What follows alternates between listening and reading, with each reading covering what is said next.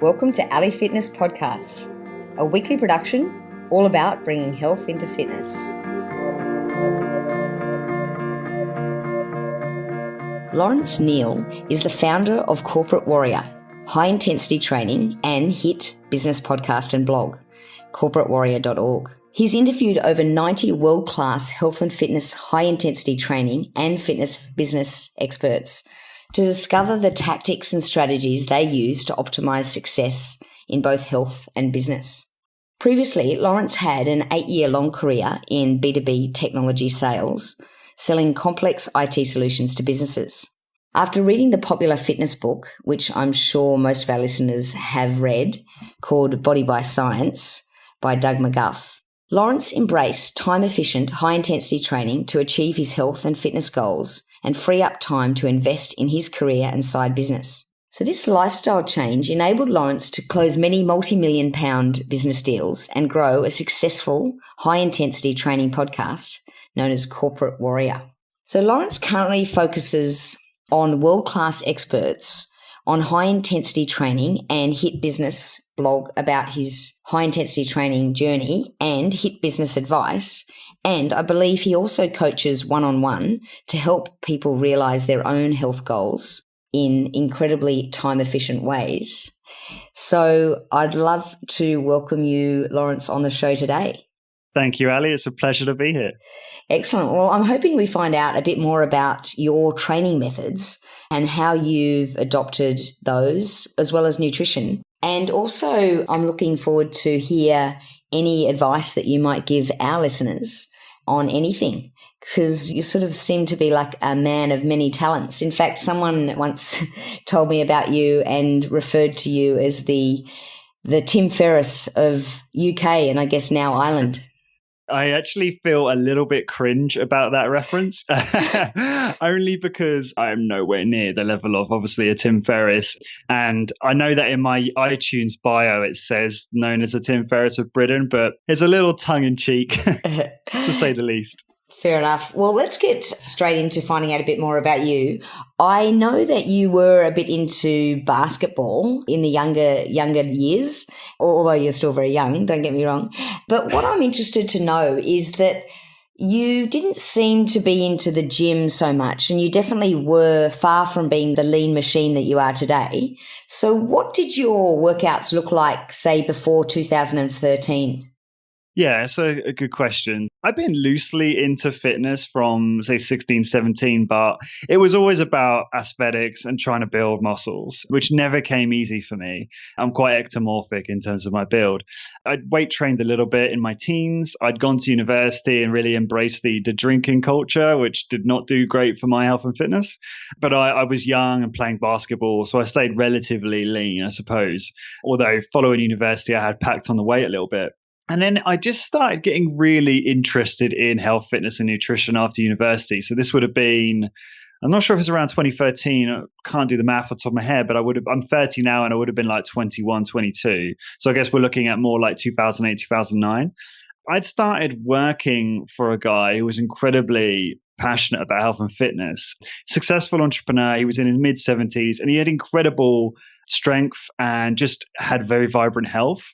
And one day he walks into the office and slams a book down on my desk. And the book was called The Spartan Health Regime, which was actually written by an Australian, Ali. I'm not sure if you're familiar. His name's Anthony Bova. Oh, okay.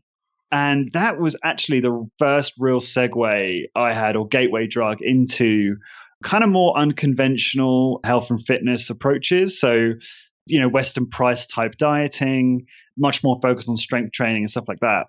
So I started embracing that and I did that for several years. But the problem is my workout schedule was so intense that I really had no time for anything else. So I was working out sometimes like 8 to 10 times a week, and my workouts consisted of strength training through to interval training and long runs and core work and all sorts of stuff. And I was in pretty good shape, probably a little bit too lean. I was very shredded, but I didn't have much muscle mass. And I think I was quite severely overtrained. And the worst thing is I was quite fatigued a lot of the time and I didn't have any energy for anything else.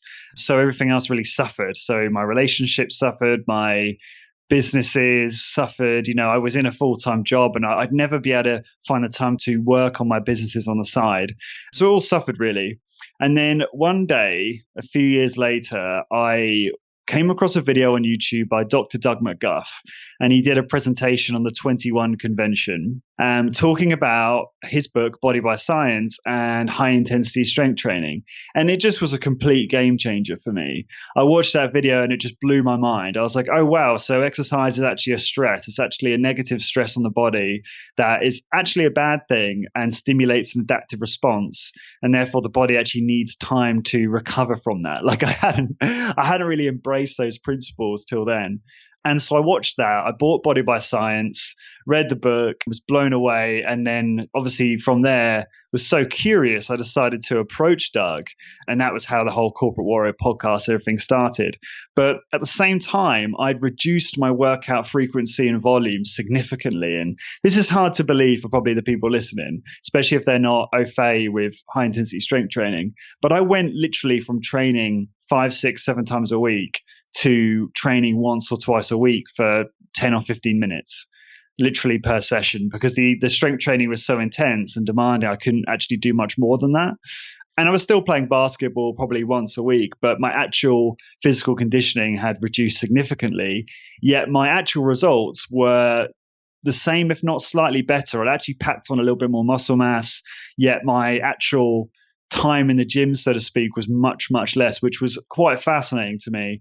And obviously, as a result, I became quite passionate about this message, which is you can get really fit and healthy and physically capable, but also look great with very, very little in the way of exercise dosage, as long as you're smart about it. It's ideal for, I think, a lot of people, not just busy people, but I just think anyone who wants to have a sustainable approach to training, this is just really ideal. I know exactly what video you're referring to, and I'll put that in the show notes. And I'm interested to know, you went from 9 training sessions a week roughly to, say, 2 of about 15 minutes in duration. So let's say 30 minutes a week. Yeah, I'm actually probably not being completely accurate there, because if I'm honest, it's probably more like on average 7 to 10 sessions a week. And initially I reduced to 1 session a week. So 1 high intensity training session, which was probably somewhere between 10 and 20 minutes, which would vary. And then 1 basketball session a week, which was more for recreation. I didn't really see that as like exercise. I mean, the strength training is far more potent in that regard. So that was really how it is. These days, I train a little bit more frequently, normally twice a week. Okay. Well, I know Body by Science does claim in its subtitle that it's 12 minutes of exercise a week. So can you give us a bit of a rundown of what your training sessions looked like and then what they changed to?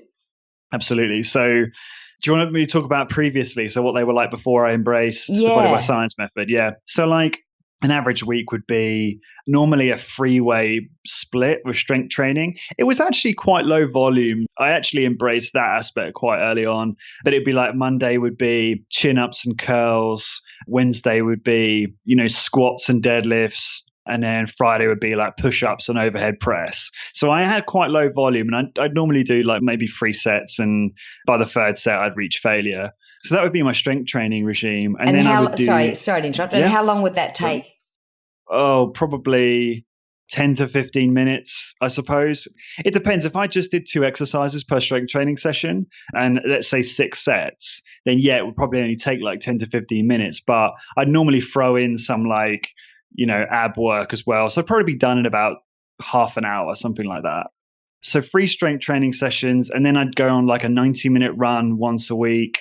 I'd do intervals and hill sprints once or twice a week. So that would be, if anyone's familiar with like high intensity interval training or Tabata, where you're sprinting for, 10 seconds or 20 seconds, and then you're doing like a jog pace for another minute, and then you burst again into another sprint and so on, and you repeat that for like 5 or 10 times. So I do a protocol like that. And then obviously I was playing basketball too, so there was that. I would do neck work, so manual neck work with hands, which I guess is also kind of strength training. So I'd fit that into. So I had loads of these sessions that I would do. And Lawrence, what were your goals?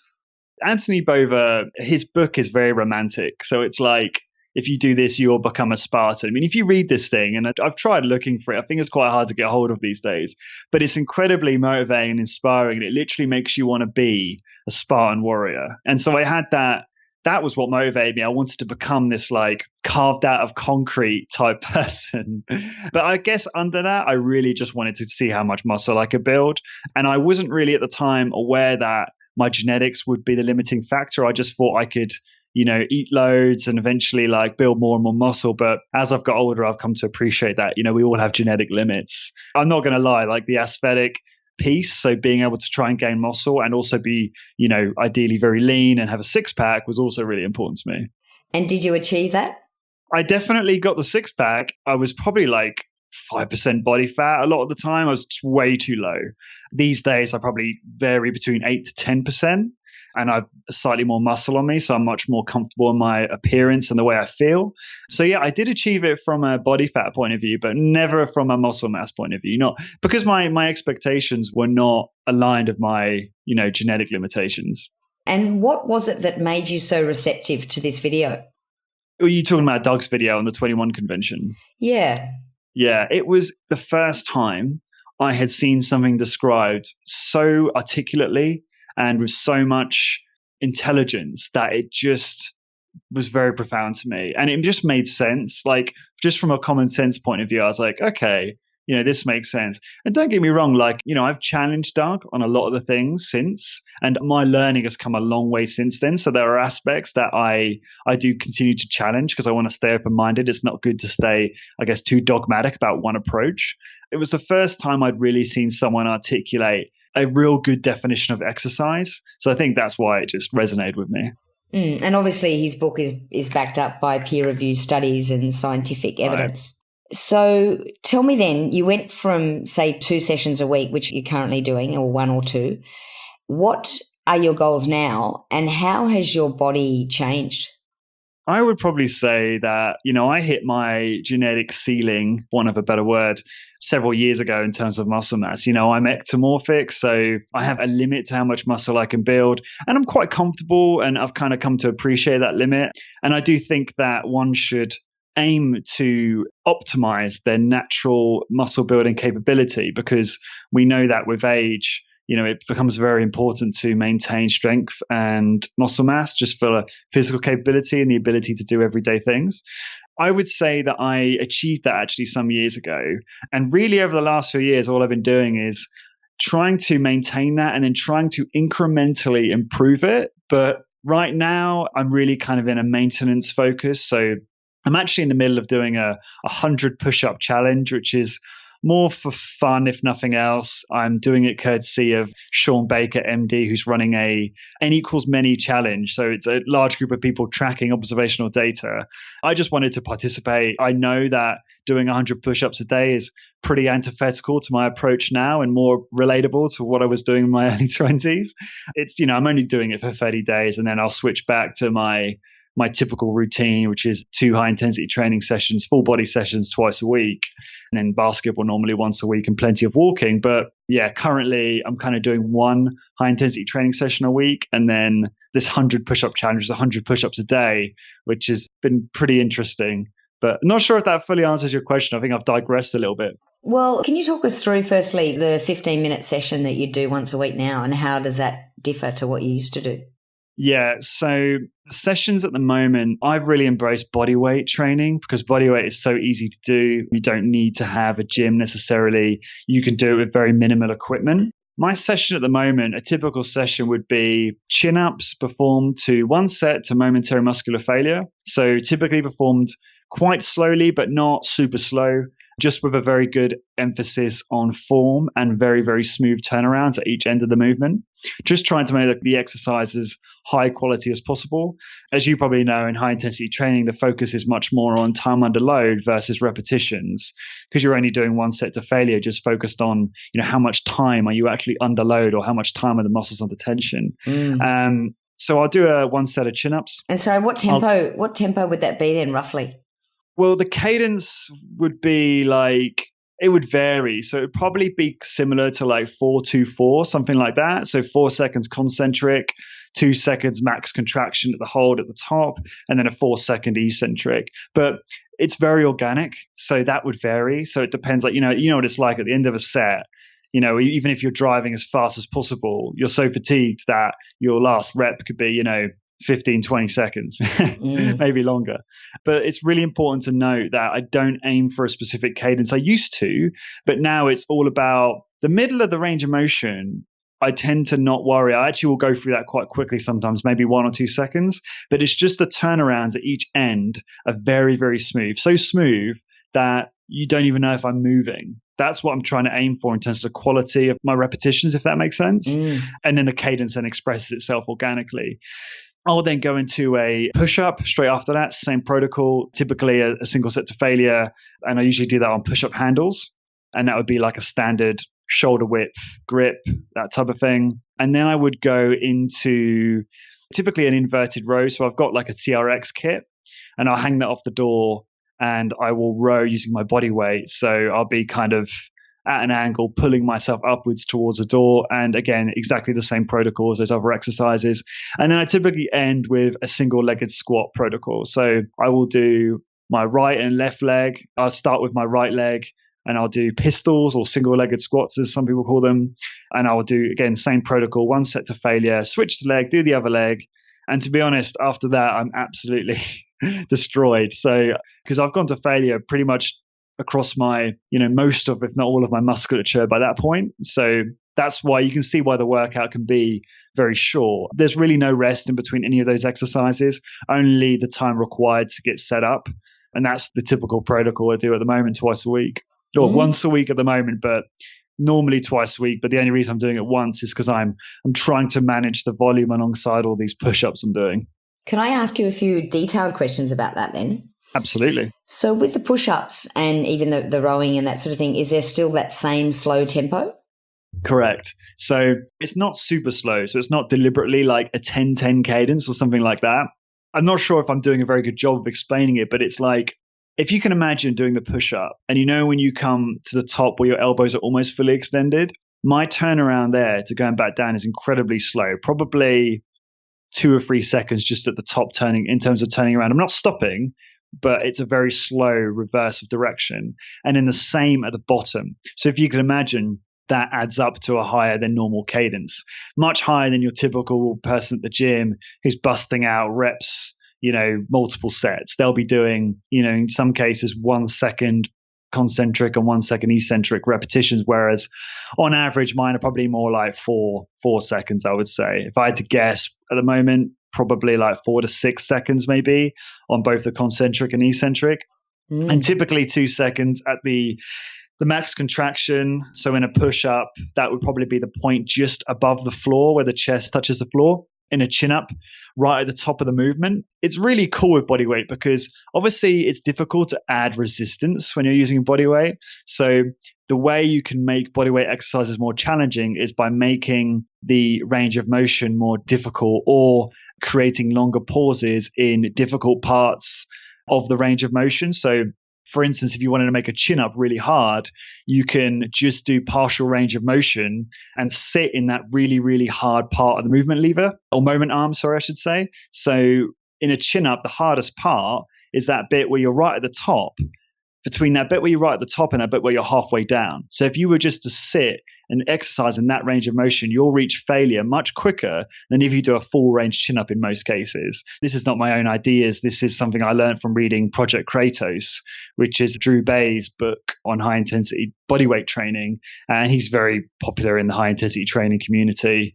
So his book's been much more informative in terms of helping me create my bodyweight based routine, which obviously I can do at the gym or at home, but typically at home. So I hope that answers the question. Yeah, absolutely. And so what would the rest period be in between those 4 exercises, or 5 in this case? So there would be no deliberate rest. I don't do any timed rest. So there's no 1 minute or 3 minute break at the moment. You can do that. I mean, this is the thing. Everything's adaptable and flexible, right, to the individual's requirements and preferences. But for me, at the current moment. I don't add any rest or any deliberate rest in between any of my exercises. So literally, I will have set everything up before I do the routine. So I'll already have the push-up handles down on the floor in the right spacing, ready to go. So straight after I do the chin-ups, I will do the chin-ups. I'll time my performance, so my time under load. I'll run over to the table, write down my time under load. I'm normally breathing very heavily, and then straight into push-ups. So there might be 20 seconds between the end of my chin-ups to the start of my push-ups.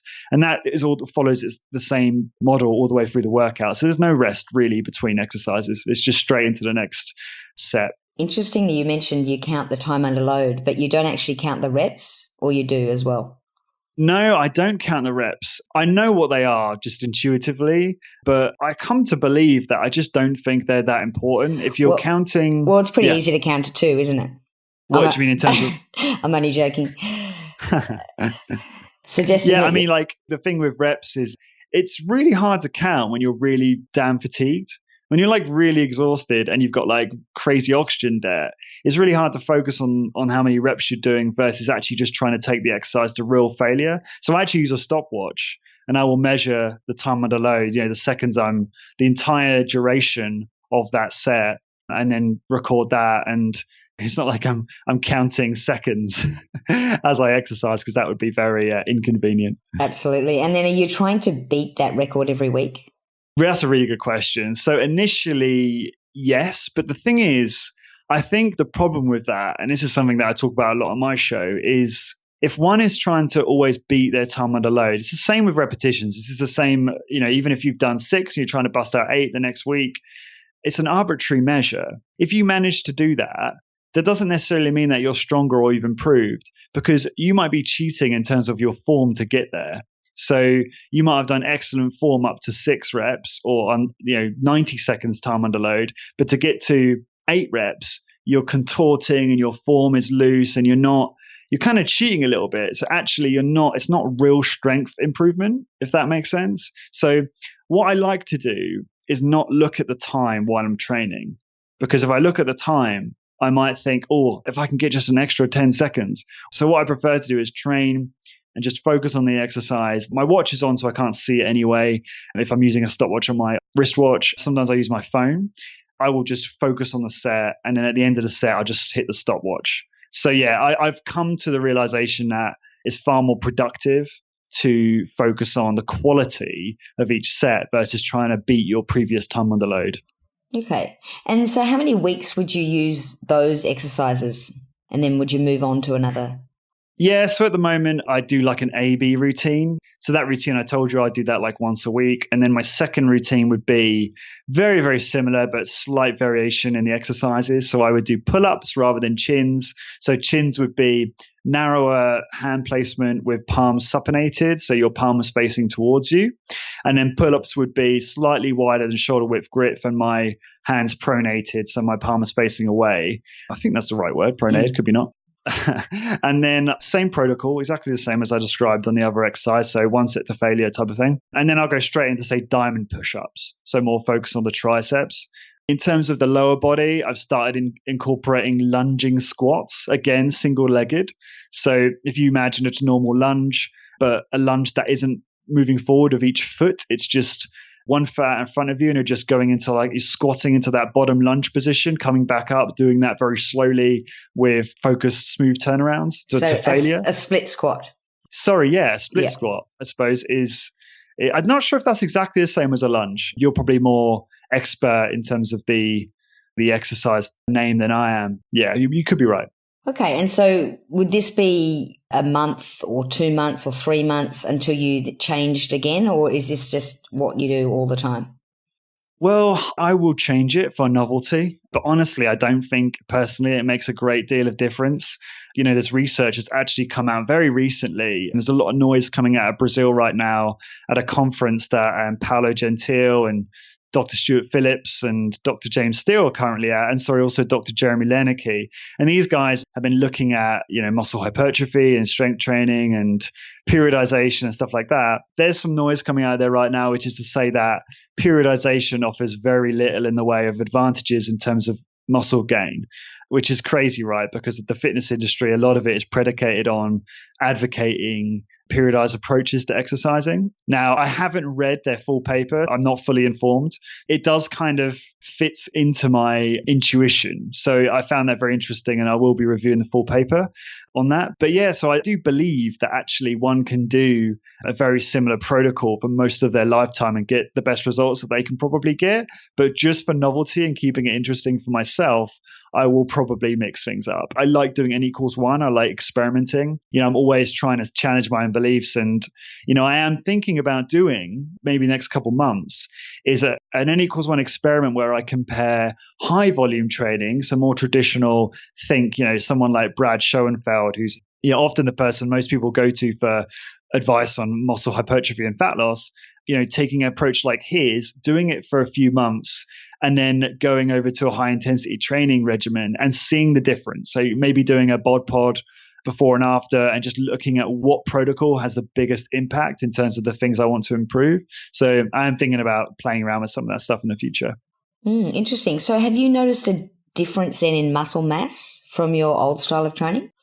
Here's my belief. So if you just lift weights, so if you just do resistance training, the protocol really doesn't matter, in my opinion. I think when it comes to gaining muscle mass, I think most programs, and I agree, I've had conversations with a bunch of scientists on this subject recently, and I honestly feel like most programs will end in the same place for most people. So it doesn't matter if you're doing 1 set to failure or 3 sets or 5 sets or 10 sets. I feel like there is only so much muscle most people can gain, and I think most programs will get you there. I know that's probably not a very popular opinion. People love to discuss and debate all of the variables, but I'm not convinced at this point that they matter all that much. So long as you're using a high degree of effort during your strength training workout, I think you're going to get there. And the reason I say that is it's important for context. So I feel like because I'm in strength training for over 10 years now, or probably about 10 years, I feel like it doesn't matter what I was doing, I'd have got those muscle gains. Diet had a big impact. So I changed my diet significantly probably 5 or 6 years ago. When I was doing the Spartan Health regime, I had a crazy diet. I was eating tons and tons of fruit, way, way too much fruit and not enough protein. Whereas now I'm less on the fruit side and more on the focus is more on high quality proteins. To answer your question, my muscle gains would have been eked out and probably almost maximized many years ago, in my opinion. And so by moving to body weight, your muscle mass hasn't reduced? No, not at all. I mean, I'd have to confirm that with a DEXA or a bod pod scan or something like that. But no, I feel like if you're training to failure, you're going to stimulate what you can. I'm not convinced, based on the conversations I've had on my show and reviewing the literature, that one needs heavy loads to maximize hypertrophy. I think so long as you're training with a high degree of effort and ideally to failure, you're going to stimulate that. There's literature come out recently to show that light loads are just as effective for hypertrophy as high loads. That being said, I do want to play around with high loads again in the future because I do think there's some questions there that are unanswered. Brad certainly seems to think that type 2 fiber activation and recruitment seems to be more significant with high loads. So yeah, I think maybe there's still more research needs to be done there. Lawrence, a lot of our listeners are actually endurance athletes, and so they're not so concerned with hypertrophy as opposed to building strength for their athletic sport. Would you say then that this type of training is also good for strength building? And can you give us an example of how your strength has changed from your old style training? Absolutely. So whilst I talked a lot about muscle hypertrophy, I'm really interested in getting a holistic health workout that's going to address my entire health. So this is what really drew me to high intensity training, and those that read Body by Science will be able to get more context on this. But when you're doing strength training, you are getting a very, very potent cardiovascular conditioning as well. The body doesn't know whether you're cycling or running versus doing a leg press. All it knows is that you're doing mechanical work with muscle. And the more intense that work is, the greater the adaptation and response. And the cardiovascular system will upregulate and optimize for that.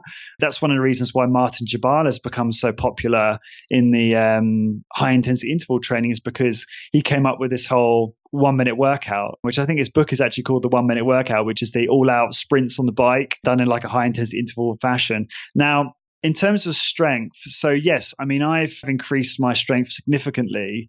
I mean, it depends how you measure strength. So if you measure it based on, I mean, the amount of chin-ups I can do now, if I were to do chin-ups for reps, so just without really focusing on all the nitty-gritty and the cadence and everything else, I could probably bust out, I don't know, 30, 40 chin-ups, maybe more, with pretty good form in one go. Whereas when I first started, I could only do 3 or 4.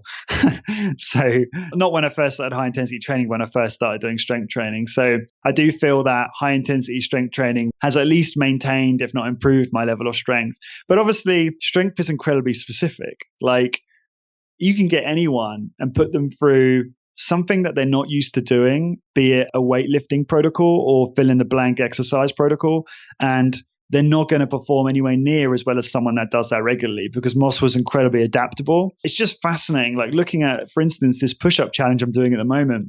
When I first started it, I think my first set I did like 25 push-ups. This morning I did 57 in my first set. The cadence and tempo and the form is pretty much very similar. So you can see that, and that's not necessarily improvement in absolute strength. That's probably an improvement in the efficiency of my muscle and the mitochondria in my muscle. So I'm using less energy to do the same movement. It's that improvement in efficiency, I think. I mean, I'm no scientist, so the researchers out there may want to correct me on the mechanisms, but that's certainly what I understand it to be. So that goes to say that if you're an endurance runner, and it doesn't matter what sport you're doing, one has to practice their event or their sport in order to optimize for that event, because the muscle in the body is so plastic that it will adapt to that event. I just believe very strongly that resistance training, and obviously I'm slightly biased and I like to do high intensity training because it's more efficient, is very, very important regardless of your focus. So even if you're a marathon runner, I still think you should be doing the strength training to improve your strength, reduce your chance of getting injured, so protecting your ligaments and your cartilage and stuff like that, and just maintaining muscle mass as you age. And Lawrence, what's the science behind just doing it once a week or potentially twice a week? Have you ever done a N=1 study where you did this exact protocol, but you decided to do it every second day? So you might do, say, 3, even 4 workouts a week? I have, and this is a really good question, because for a long time, I found myself to be quite dogmatic and not as open-minded. And so if you read Body by Science, I'm not trying to pin this on Doug, because I know Doug is very open-minded about this too, but I believed that one should only really work out once a week if you're working out to this intensity, because you require a large amount of time to recover from that training. However, I've definitely been forced to question that. I had a guest on my show recently called Dr. Ted Naiman, and Ted's currently doing an N=1 where he's training every single day in this fashion. So that is just the complete antithesis of, obviously working out once a week. And there's a lot of genetic differences in individuals, and we all recover differently. And that's a really important point. And what he's noticed, and it's completely anecdotal, and I don't think he's measured it very accurately, is improvement in muscle mass by doing that, albeit very, very, very small increase in muscle mass, a couple of pounds. So I'm just wary that we're not just focused on muscle hypertrophy here, but it's normally a good indicator of whether an exercise program is working or not. But yeah, I mean, I guess the way I think now is like, it depends on the genetics and how you respond. But I think one can get away with a higher frequency of training in this way. But I just don't think it's always that worthwhile. I'm not sure if the gains, and I'm talking about the holistic gains, the cardiovascular conditioning, the bone mineral density, blood pressure improvement, insulin sensitivity, all of that stuff is worth it. Because after this type of training, you do feel pretty whacked. I'm not convinced, which is why I do the twice a week. I think that's kind of an optimal dosage for me personally. But I have experimented with 4 times a week. And I just found that with my current commitments, so my business, basketball, relationship, everything else, that I just didn't feel as good from day to day and as recovered, whereas twice a week seems to be optimal for me in terms of helping me have a more balanced life and just feel more human day to day as opposed to really fatigued. Interesting. So, I mean, you talk a lot about genotypes, and I know Doug McGuff does so as well. And surely it's going to come down to your DNA and like you said, how well you recover. Yeah, it does. I think you're absolutely right. I think there's a reason why Arnold Schwarzenegger could train twice a day. lots of bodybuilders back in the day tried to replicate his protocol and just overtrained. And overtraining is terrible. Like if you are overtrained, like that is not where you want to be. That's just not good for you at all. Yeah, and true. I mean, you're also looking for time efficiency, and it's almost like, what's the minimum effective dose that I need in order to get the results that I'd like?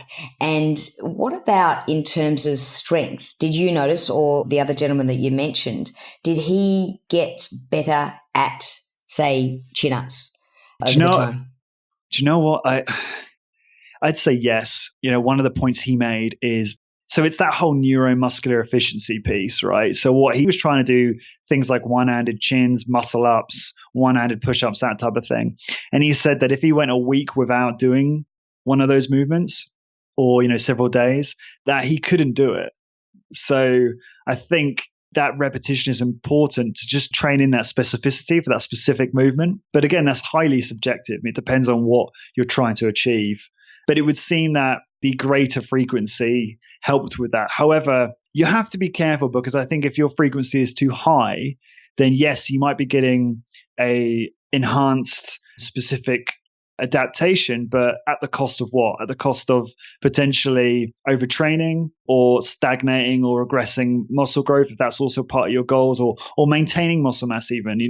If you're doing too much, you may struggle to maintain. Again, that's just my theory. I can't prove that. So interesting. And I'm sure nutrition, like you said, plays a massive part. I know you've spoken a fair bit about nutrition on your podcast, and you mentioned too that you went sort of recently more into protein. How has your nutrition changed in other ways, and what does your sort of typical diet look like now? Oh, it's a good question. So how's it changed? I started off, as I mentioned earlier, doing the kind of Spartan health regime approach, which was lots of fruit. I would typically feast on fruit till lunch. I remember this quite well. I'd have tuna and a white potato. And then typically in the evenings, I'd have steak or fish with vegetables. So I'm just trying to think what macros that was. It was typically quite low fat, moderate carbohydrate, moderate to high, and then like moderate protein. But it didn't work for me eating that much fruit. And I actually just felt like I was very hungry a lot of the time. And I think I needed slightly more protein in my diet. I then moved on to the slow carb diet, which is Tim Ferriss's diet from the 4-Hour Body. And I found that was excellent for myself and my partner in terms of helping me maintain a very good body composition. So I was kind of maintaining sort of 10 to 12%. But I was also able to have that day where I could just, not give a crap about what I was eating and just kind of relax, which was good. And it helped myself and my partner to achieve our goals at the time. And it certainly worked well for her. But I'm not so keen now on binging all day. It doesn't make you feel great. And normally you have kind of like a binge food hangover, which is quite nasty. That's now evolved again. And I've kind of somewhat embraced the zero carb movement a little bit, not fully because I like my carbohydrates. So just for context, the zero carb movement is this focus on eating red meat and nothing else, which sounds absolutely insane, especially to those that believe in the conventional wisdom about saturated fat and cholesterol and stuff like that. But there's a lot of people in this movement that seem to be in very good health and are literally just feasting on red meat once or twice a day and letting their hunger kind of regulate that when they eat. There doesn't seem to be much literature that's really out there to prove or disprove that it's a healthy way of eating. So I think a lot of work needs to be done there. I like this approach because I'm big on this concept called decision fatigue. So if I can reduce the number of decisions I have to make every day, I can reserve willpower to make better decisions and more important decisions. So where this comes into diet is if I can just cook like 4 steaks, like 4 ribeye steaks one day, then I've got meals for probably 2 days or part of my meals for the 2 days. Then I can just eat that and not have to worry about always having vegetables or always having something on the side.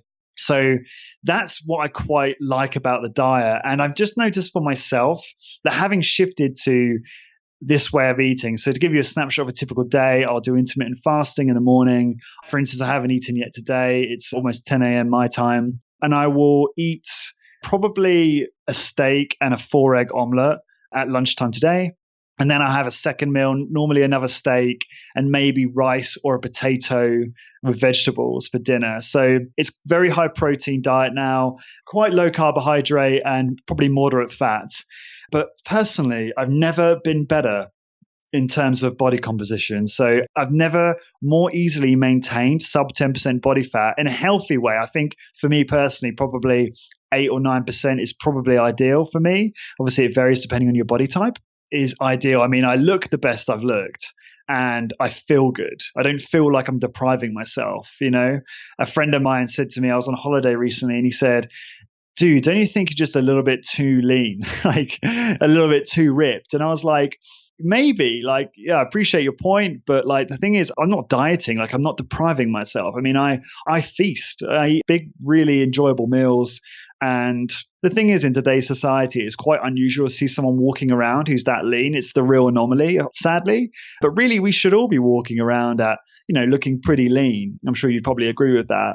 So that's kind of how it's changed. Happy to answer more questions on that and go into more detail if you're interested. Yeah, I'm very interested. I wonder, you mentioned body composition a few times. Obviously, that's not the only important thing when it comes to nutrition and health. And I wondered whether you had done any sort of biomarker testing throughout that time to see if anything else changed. I've had bloods tested and tested some biomarkers during the slow carb diet, and I was pretty good. I had a couple things that were slightly off. If I remember, I think what was off at that time? I'm trying to remember. I think you know what it's like? You get a blood test back and you get a measurement, and to them, that's not in the right range, but it depends on how they measure that. So whether or not that's actually bad, if that makes sense. So sometimes I question that, but the last time I did a test like that, I had a couple things that were off. And at the time, I was doing more of a slow carb approach. Now, I haven't done any type of work like that, like in-depth work, since I've changed my approach to the current, if I'm honest. I was at the doctor's yesterday for something totally different, a strange mole that's grown on behind my ear. And she did my blood pressure and pulse and stuff like that. And all of that was pretty optimal. But obviously, that's, scratching the surface. That's not a real test. So yeah, if I'm honest with you, I'm really just been going lately on feel and just how I feel and how I look. Am I sleeping well? Those types of things. Am I waking up in the morning with, I don't know if I should say this on your show. If I'm waking up in the morning with an erection, like my testosterone is in a good place, like I'm kind of using those as litmus tests, but I could probably do with doing some kind of blood test, more in-depth tests soon. I will say, actually, this is a really interesting observation I've had, because I think there's a lot of really bad misinformation out there in terms of telling people what to do and what to buy in terms of supplements and etc. Everyone's going on about vitamin D deficiency. And I think that's, for some people, that's really important. But people really need to get a proper blood test done, an in-depth panel done before they start investing in all these supplements, because otherwise just waste your money. At one point, I was living in the UK. I wasn't getting a great deal of sunshine or sun exposure, and I wasn't supplementing at all. My vitamin D was something like 87 millimolars, which, as my understanding, is an incredibly good number. And I wasn't doing any supplementation. And I just think it's funny how people kind of jump to the conclusion that everyone needs to take vitamin D supplements. And it is the most common one that probably people need to look at. But in my opinion, don't invest until you actually have looked at your numbers and got them measured. It's a very valid point. And you brought up a couple of things. And I guess, firstly, I'd like to say that the ranges are an interesting point. And if you think about the people that go to the doctor to get, say, their vitamin D tested, are probably people that aren't well. So that's where they get the stats from to say, This is the range. So you're in the range of a sick person. Yeah, right. So it's interesting to see how they measure that. But that's just a side note. What I'm interested in is, do you feel that you have a balance in terms of your nutrition?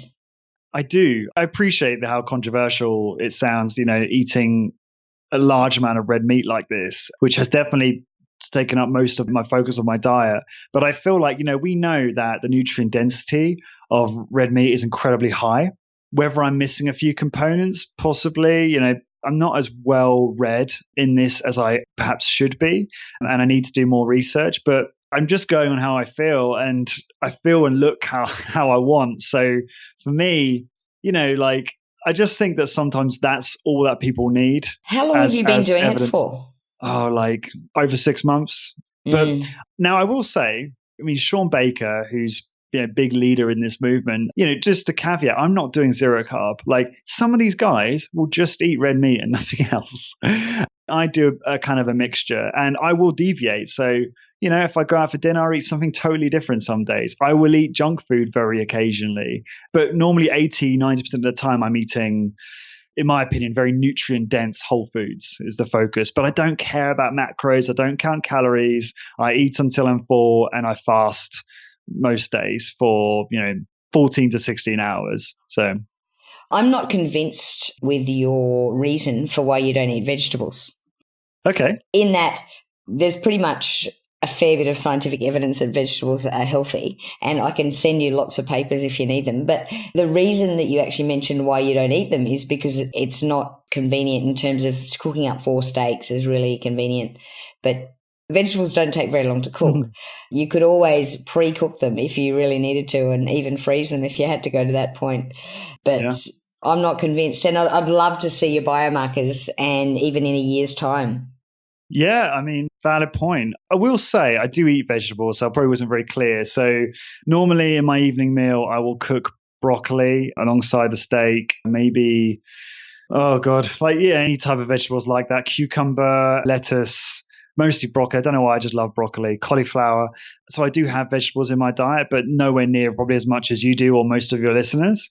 But yeah, I mean, maybe you're right. I'm certainly not going to stand here and recite all of the literature that I know, but I do think we have to be careful about the studies that we cherry pick to reinforce our own beliefs. So, because I know that there's a large group of people who can cite studies in response to those studies that support that vegetables are healthy. There's plenty of studies to show that something like 99% of vegetables have, toxins and poisons in them. So.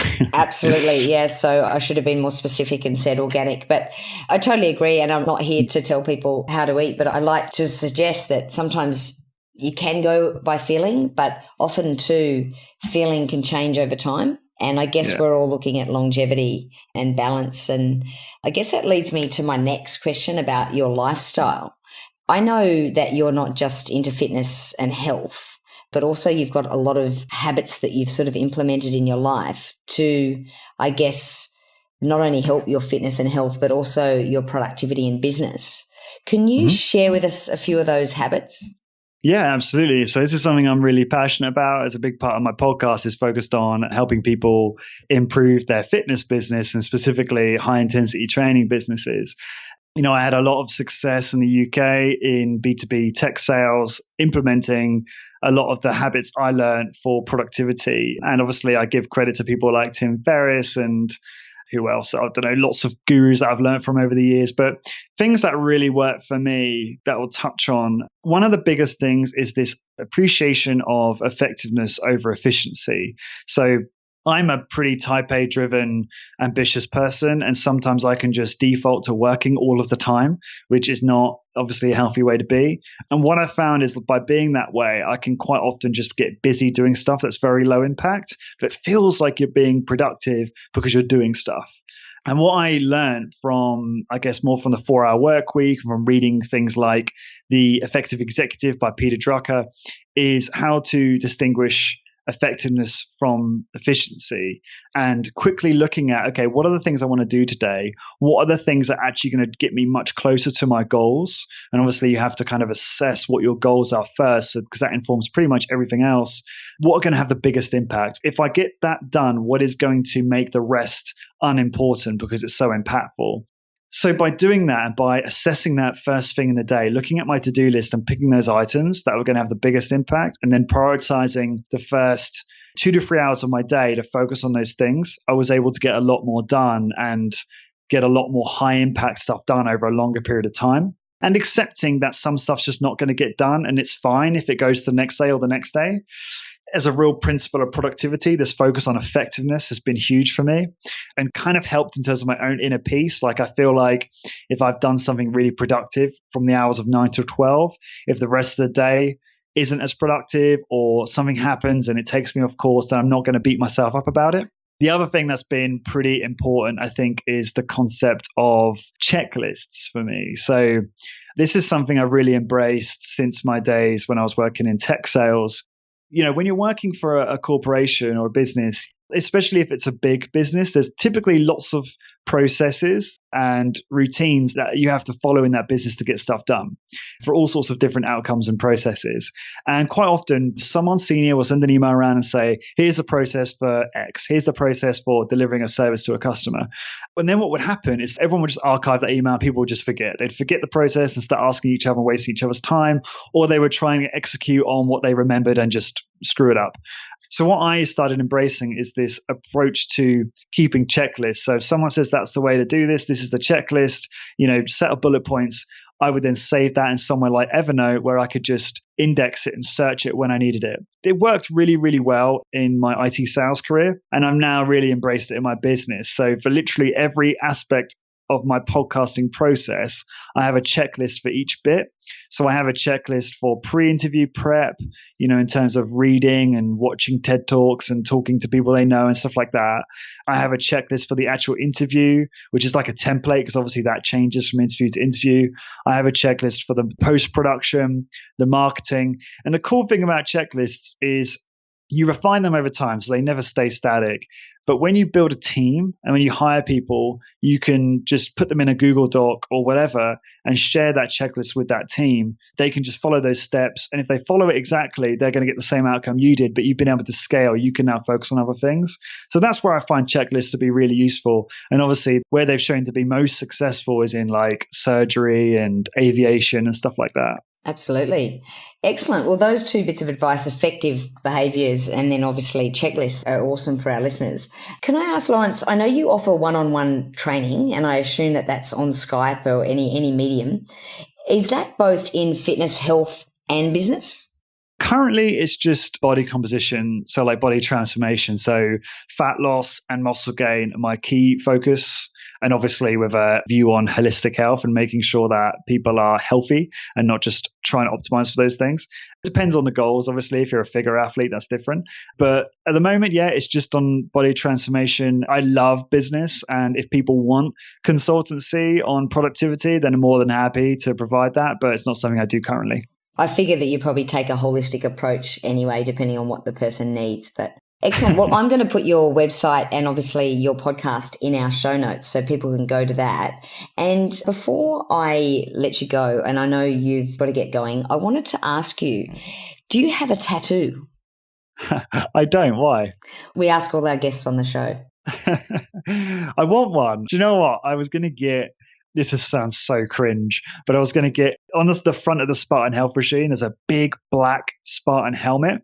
And I flirted with the idea for ages of getting this on my shoulder, just because it was quite symbolic for me. And that was the first book that had a big impact on me in my health and fitness journey. Obviously I've evolved since then, but I've had that idea, but I've never actually taken the plunge. Do you think you will? I hope so, because I do want to do it. I just think I'm a little bit scared.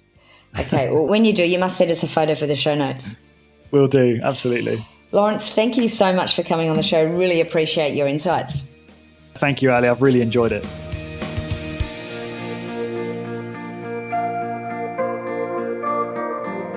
For all the resources and show notes from today's episode, please go to www.ali.fitness.